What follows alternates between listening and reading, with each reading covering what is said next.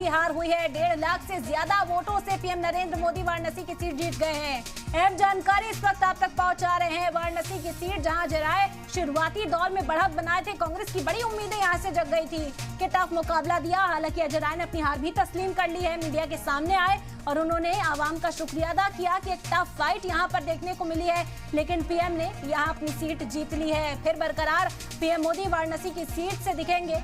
उम्मीदवार अजय राय की हार हुई है। 1.5 लाख से भी ज्यादा वोटों से पीएम मोदी ने अपनी ये सीट रिटेन की। एक बार फिर से जीत हासिल की पीएम ने वाराणसी से। बता दें कि अजय राय को शिकस्त का सामना यहां से करना पड़ा है। कांग्रेस के उत्तर प्रदेश सदर है अजय राय, लेकिन यहां शुरुआती दौर में जिस तरह के रुझान थे अजय राय के हक में, वो रुझान नजर आ रहे थे, तब कांग्रेस काफी पुरुम्मीद थी। अजय राय मीडिया के सामने आकर अपनी जो उम्मीद है उसे जाहिर कर रहे थे, लेकिन अब उन्होंने अपनी हार तस्लीम कर ली है और आवाम का शुक्रिया अदा किया है। जितने लोगों ने उन पर यकीन जताया उस पर शुक्रिया अदा करते हुए नजर आए हैं और हार की समीक्षा करेंगे ऐसा कहते हुए भी नजर आए।